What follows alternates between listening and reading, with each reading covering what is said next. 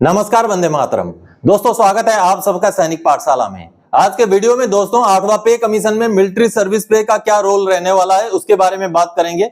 कुछ आंकड़े हैं जो मैं आपको समझाऊंगा कि 7वें पे कमीशन में मिलिट्री सर्विस पे को किस तरीके से बढ़ाया गया था, वो आपको समझाऊंगा। और साथ ही साथ आगे 8वें पे कमीशन में इसी तरीके से मिलिट्री सर्विस पे बढ़े तो उसका क्या नतीजा रहने वाला है हमारे पेमेंट या पेंशन में, वो जानेंगे। साथ ही साथ दोस्तों, छठे पे कमीशन के बाद जो डीए की बढ़ोतरी हुई, 7वें पे कमीशन आते आते काफी मात्रा में बढ़ोतरी हुई थी। उसके कई सारे रीजन रहे होंगे, लेकिन 7वें पे कमीशन से 8वें पे कमीशन पहुंचते पहुंचते डीए बढ़ोतरी की मात्रा उतनी नहीं रह गई। इसके भी कई सारे रीजन होंगे दोस्तों, लेकिन इसमें से एक प्रमुख रीजन, बहुत बड़ा रीजन है, जो आंकड़े हैं उसमें फेरबदल किए गए। जी हां, और बकायदा इसको सरकार ने संसद में एक्सेप्ट किया है, क्योंकि आने वाले समय में 8वां पे कमीशन तो आ जाएगा, जैसा भी आएगा, अच्छा आए बुरा आए, लेकिन 8वें पे कमीशन के बाद निरंतर डीए में महंगाई के हिसाब से बढ़ोतरी होते रहना बेहद जरूरी है दोस्तों। इसीलिए ये पॉइंट बहुत ही महत्वपूर्ण पॉइंट है जिसको आगे हमको समझना पड़ेगा, और ये मांग भी 8वें पे कमीशन के सामने रखनी पड़ेगी कि 8वें पे कमीशन के बाद जो डीएडीआर निर्धारण का जो फॉर्मूला होगा वो पेंशनर्स और कर्मचारियों के लिए लाभदायक हो, जो एक्चुअल ग्राउंड में महंगाई है उसके तहत ही फायदा मिले। तो चलिए इन्हीं विषयों को लेकर आगे बढ़ेंगे। आगे बढ़ने से पहले हमेशा की तरह ये सामने के जो आंकड़े देखिए दोस्तों, अभी भी 65.5% ऐसे व्यूअर्स हैं जिन्होंने चैनल को सब्सक्राइब नहीं किया हुआ है लेकिन वीडियोस देख रहे हैं। तो उन व्यूअर्स से मेरा आग्रह है कि आप चैनल को फटाफट से सब्सक्राइब कर लीजिए, ताकि आने वाले समय में 8वां पे कमीशन हो या आपसे जुड़ा हुआ हर महत्वपूर्ण जानकारी आपको समय समय पर मिलता रहे दोस्तों। चलिए अब आगे बढ़ते हैं।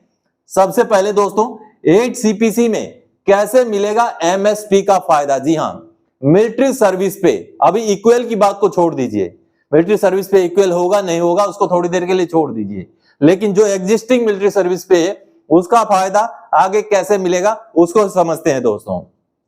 पेमेंट और पेंशन में कैसे मिलेगा, इसके लिए हमें समझना पड़ेगा 7वें पे कमीशन में किस तरीके से मिलिट्री सर्विस पे को बढ़ाया गया था।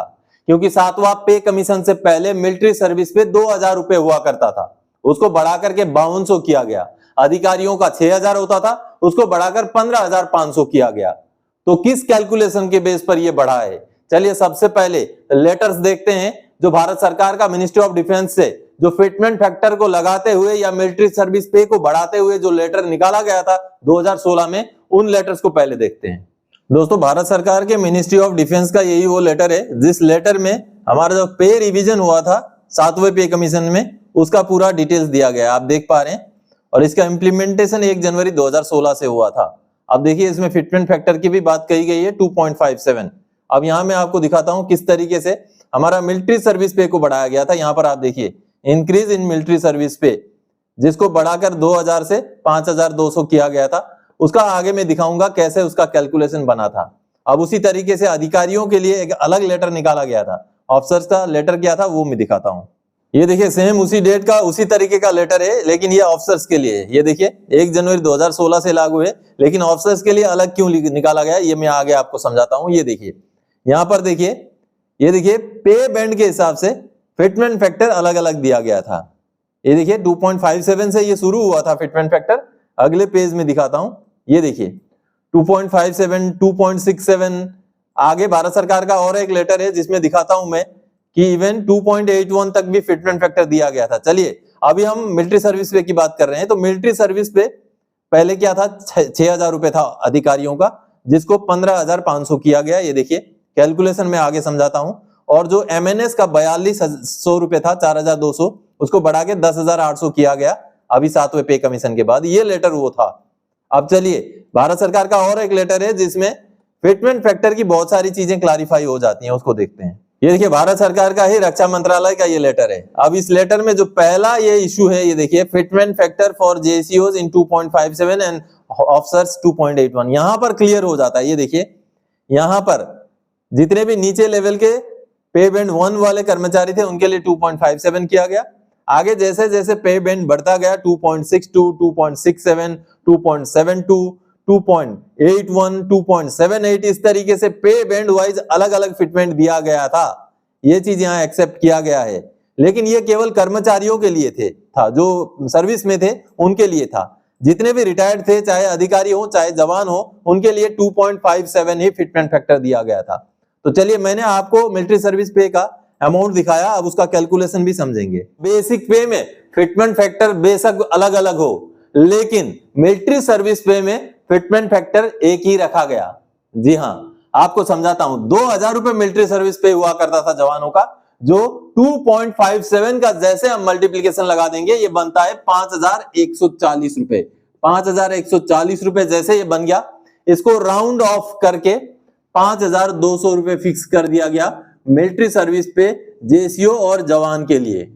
जेसीओ और जवान के लिए फिक्स कर दिया गया 5200 रुपए। अब अधिकारियों का था 6000 रुपए। 6000 रुपए को अगर 2.57 के साथ हम मल्टीप्लाई करते हैं तो ये बन रहा है 15420 रुपए। 15420 रुपए, और इसको राउंड ऑफ करके 15500 कर दिया गया अधिकारियों के लिए। ये कर दिया अधिकारियों के लिए। यानी कि दोस्तों, आपको मैंने थोड़ी देर पहले दिखाया था कि जो बेसिक में जो बेसिक पेमेंट है उसका फिटमेंट में बेशक अलग अलग जो है फिटमेंट फैक्टर दिया गया हो, रैंक वाइज या पे ग्रुप वाइज, लेकिन दोस्तों मिलिट्री सर्विस पे में अलग अलग नहीं दिया गया। अब ऐसा क्यों किया गया वो पता नहीं है, लेकिन इस तरीके से मिलिट्री सर्विस पे 7वें पे कमीशन में बढ़ाया गया था। अब आगे जब 8वां पे कमीशन आएगा दोस्तों, तो 8वां पे कमीशन का जो भी फिटमेंट होगा, मान लीजिए 1.92 होता है तो इसके साथ इंटू 1.92 लगेगा, और जो भी अमाउंट बनता है उसी को राउंड ऑफ करके थोड़ा सा ऊपर ले जा करके मिलिट्री सर्विस पे को फिक्स किया जाएगा 8वां पे कमीशन में। उसी तरीके से अधिकारियों का भी यही होगा। अब रही बात इक्वल एमएसपी की, अगर खुदा ना खास्ता इक्वल एमएसपी का मुद्दा पे कमीशन रिकमेंड कर देता है और सरकार की तरफ से मान लिया जाता है, चाहे इक्वल करने के लिए सबका बीच वाला अमाउंट लिया जाए या सबका बढ़ा करके 15500 के हिसाब से कैलकुलेशन किया जाए, वो अगर होता है तो मिलिट्री सर्विस पे में काफी उछाल हो जाएगा जवानों का। लेकिन ये कितने दूर तक हकीकत में जो है परिवर्तित होगा, ये तो पे कमीशन का रिकमेंडेशन के ऊपर बेस करेगा दोस्तों। हालांकि अभी फिलहाल जो 5200 रुपए है उसमें फिटमेंट फैक्टर लग के जो है मिलिट्री सर्विस पे बढ़ेगा दोस्तों। लेकिन मिलिट्री सर्विस पे तो सर्विस वालों को मिलता है, पेंशनर्स को क्या फायदा होगा? पेंशनर्स को मिलिट्री सर्विस पे बढ़ने से क्या फायदा होगा दोस्तों? पेंशनर्स को, जिनको आगे आने वाले समय में ओआरओपी मिलेगा, केवल उन्हीं को मिलिट्री सर्विस पे का फायदा ओआरओपी के जरिए मिल पाएगा। अदरवाइज पेंशनर के पेंशन में मिलिट्री सर्विस पे का सीधा सीधा कोई असर, कोई फायदा नहीं होता है दोस्तों। इसलिए चाहे मिलिट्री सर्विस पे इक्वल हो भी जाए तब भी हमें डायरेक्ट फायदा नहीं मिलेगा, तब भी हमें ओआरओपी के जरिए ही मिलिट्री सर्विस पे का फायदा मिल पाएगा दोस्तों। चलिए अब अगली जानकारी की ओर आगे बढ़ते हैं। 8 सीपीसी में एक अहम मांग सबका ध्यान रहे, महंगाई के आंकड़े कैसे तय होते हैं? जी हां दोस्तों, 7वें पे कमीशन में जिस तरीके से महंगाई के आंकड़े तय करने वाले जो भी हिसाब किताब है उसमें फेरबदल किया गया था।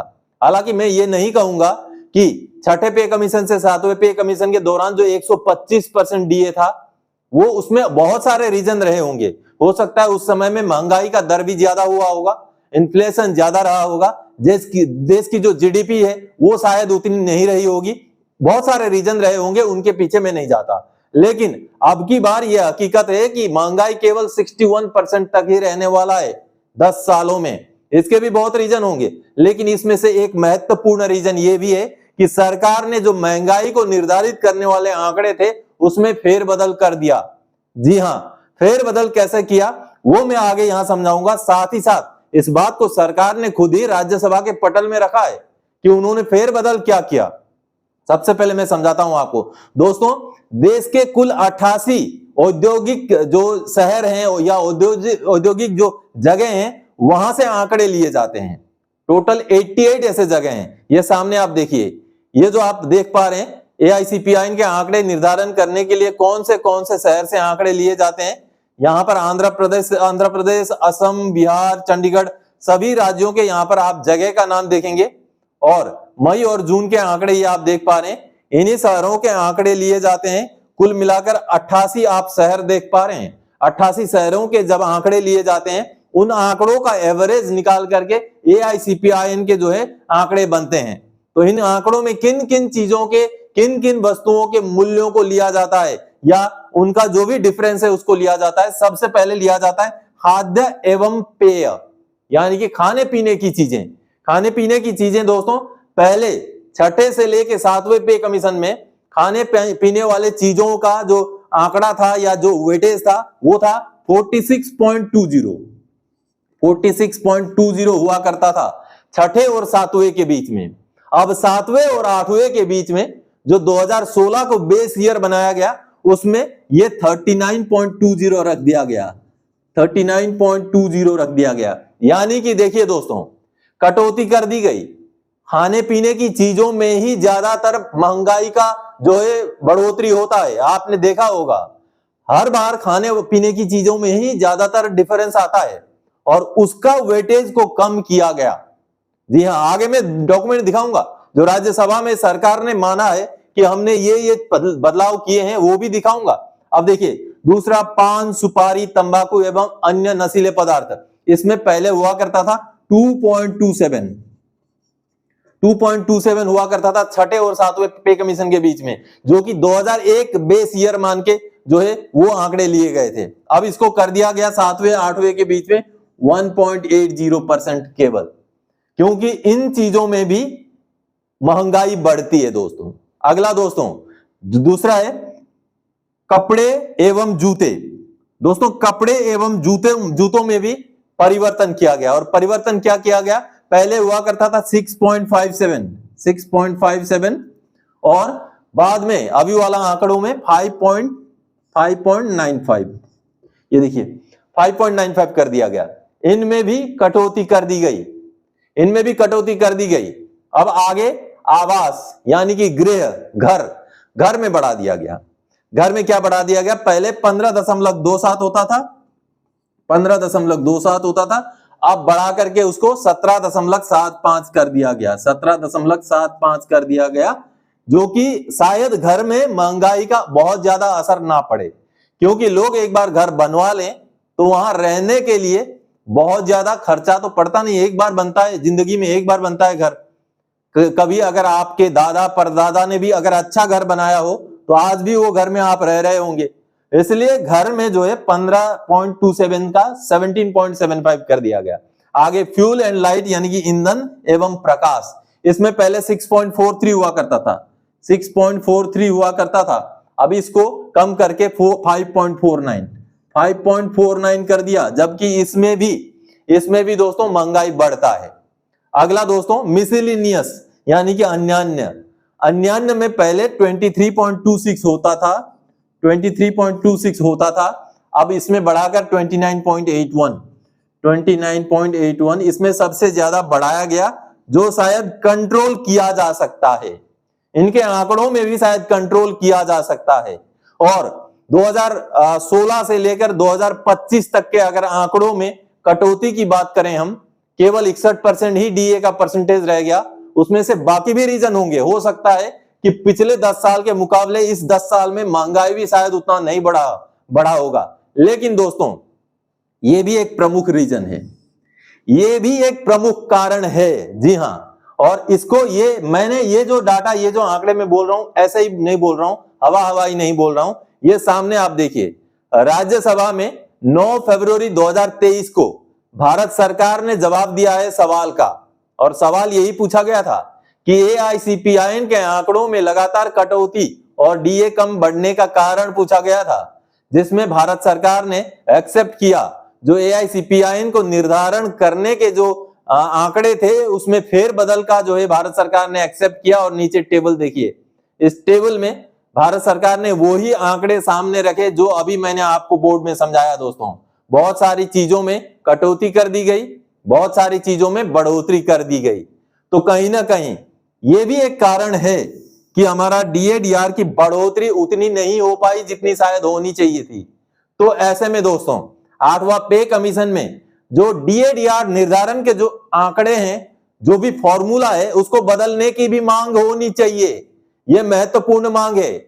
हमें 8वां पे कमीशन केवल 8वें पे कमीशन के नजरिए से नहीं देखना है, आगे 8वां पे कमीशन के बाद DADR की बढ़ोतरी महंगाई के हिसाब से सही फायदेमंद हो, उसका भी हिसाब किताब, उसका भी इलाज 8वें पे कमीशन के अंदर ही करना पड़ेगा और इसके लिए मांग उठाना पड़ेगा। ये मांग अभी तक JCM की तरफ से भी नहीं गई है, ना ही किसी और संस्था ने भेजी है। तो जब 8वां पे कमीशन काम करने लगेगा तो भारत सरकार के इन्हीं संसद में पूछे गए सवाल के जो जवाब आए हैं उनका रेफरेंस में हमें केस टेकअप करने पड़ेंगे। बड़ी बड़ी जो हमारी संस्थाएं हैं उनको इस मुद्दे को उठाना पड़ेगा ताकि 8वां पे कमीशन केवल 8वें पे कमीशन तक सीमित ना रहे, आने वाले समय में अगले पे कमीशन के लिए भी रास्ता अच्छा बन जाए और 8वें पे कमीशन के बाद जो DADR की बढ़ोतरी होगी वो कर्मचारियों और पेंशनर्स को ठीक ठाक मिल जाए। ऐसा ना मिले जो 7वें से 8वें के बीच में हुआ है, केवल 2%, केवल 3% की ही बढ़ोतरी होती रही है पिछले 10 साल में, उसमें भी 18 महीने का फ्रीज कर दिया गया है, सोने पे सुहागा कर दिया गया है। तो इस तरीके का 8वें से 9वें पे कमीशन के बीच में ना हो, इसके लिए 8वें पे कमीशन में ही इलाज करना पड़ेगा। आप मेरी बात से सहमत हैं तो इस वीडियो को शेयर जरूर कीजिएगा दोस्तों, क्योंकि ये वीडियो वहां तक पहुंचना चाहिए जिन्होंने ये पॉइंट्स टेकअप करने हैं। हम तो वीडियो में बताएंगे, जब पे कमीशन बैठेगा उनको भी हम फिजिकली भी भेजेंगे हमारे पॉइंट, लेकिन उन पॉइंट्स का उतना महत्व होगा नहीं होगा पता नहीं। लेकिन हमारी जो बड़ी बड़ी संस्थाएं हैं, चाहे हमारे फौज के संस्थाएं हो, चाहे JCM जैसी संस्थाएं हो, उनको इस मुद्दे को उठाना पड़ेगा। ये जो आंकड़े सामने हैं, उन आंकड़ों को 8वां पे कमीशन में ऐसे बदलना पड़ेगा ताकि आने वाले समय में DADR का सही फायदा पेंशनर्स और कर्मचारियों को मिल सके। तो दोस्तों, आज के इस वीडियो में इन्हीं जानकारियों के साथ आया था। आगे और कोई जानकारी आपसे सरोकार रखने वाला विषय लेके मैं फिर से हाजिर हो जाऊंगा। तब तक के लिए जय हिंद दोस्तों।